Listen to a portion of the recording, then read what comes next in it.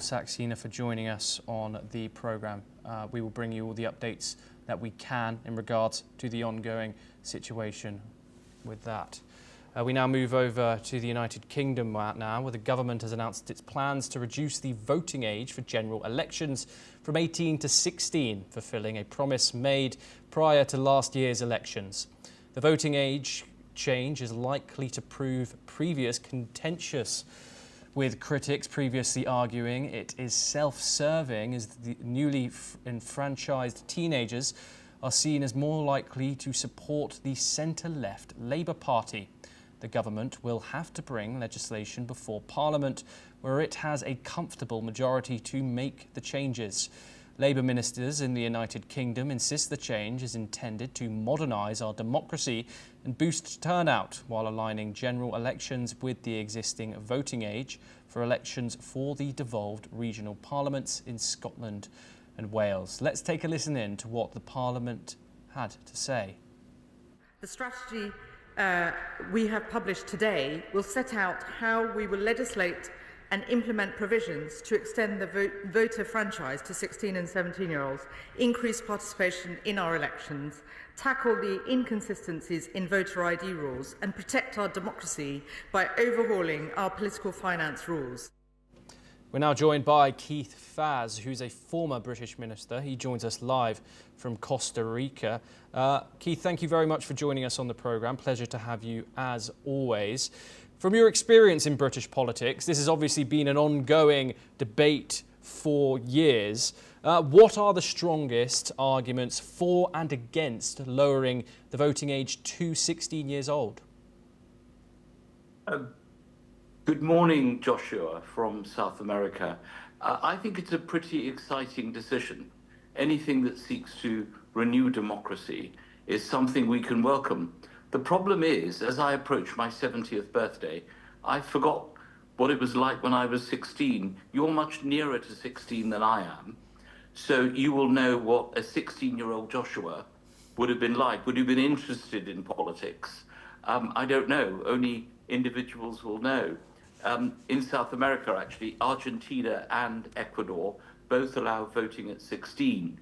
The problem with opening this voting as they have done, there's no guarantee that young people will vote for the centre-left party. The usual course of action when you're very young and you get your first vote is actually you ask mum and dad and you say, how do you think we should vote?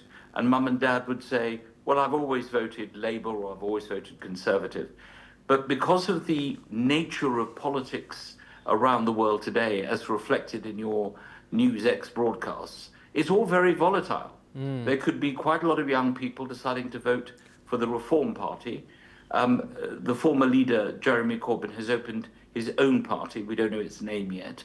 A lot of young people have been politicised by the Middle East, politicised by student grants and loans. So you can't really tell how people will vote at that age. But of course, the next thing, Joshua, is if you allow a vote at 16 and 17, you should really allow those people to stand for Parliament. When they extended the franchise to 18-year-olds, an 18-year-old was then, you could have them in Parliament. So this is where it might lead. I would have preferred the government, as well as announcing this, to also do something about our House of Lords, our Rajya Sabha, appointing people to the legislature rather than actually getting them elected. So if this is the first step, it's very welcome, but a lot of complications will arise, I'm sure.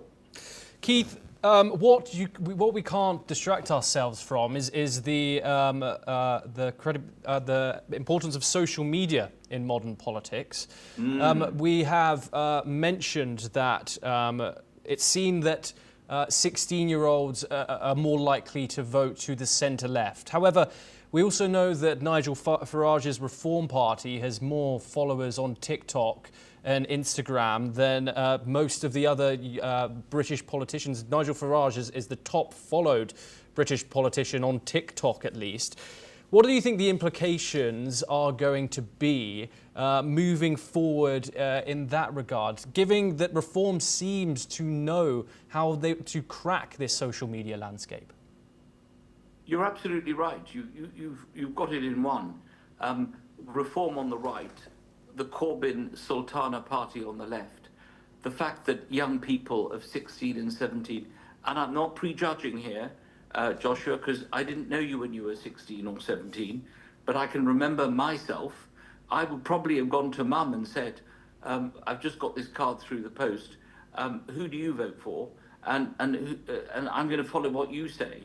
There again, there are young people who are 16 and 17, and I know quite a few of them who are relatives or godchildren who will do exactly the opposite of what their parents are going to do. So I don't think we should prejudge. It is being sold as an extension of democracy. My goodness, there's so much wrong with our political structure, which is that you elect a government for 5 years with a majority, and no matter what happens in the world, it's still got a majority of over 100. That's a real problem in our democracy. Maybe we should also look at changing the way people vote, single transferable vote, more parties coming forward. I think these are probably the ways in which you can renew democracy. But you're right, those who manage to control, or rather exhibit their policies on social media, are more likely to attract the interest of 16 and 17-year-olds who are young adults, no doubt about that, but will then be saying, can we stand for Parliament, please? If you're giving us the right to vote, why don't you allow us to become MPs? That's where the debate will become very, very interesting. I'm not against that, but the fact is that is the next ask, apart from the fact that part of our chambers are totally undemocratic. Probably first past the post in voting is totally undemocratic.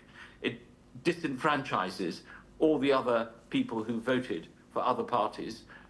Maybe we should get each constituency to elect people who have 51% of the vote in their local area, as they do in places like France. Yes. So a lot is open as a result of this very welcome decision. Keith Vaz, thank you very much for joining us. Pleasure having your insight. We now move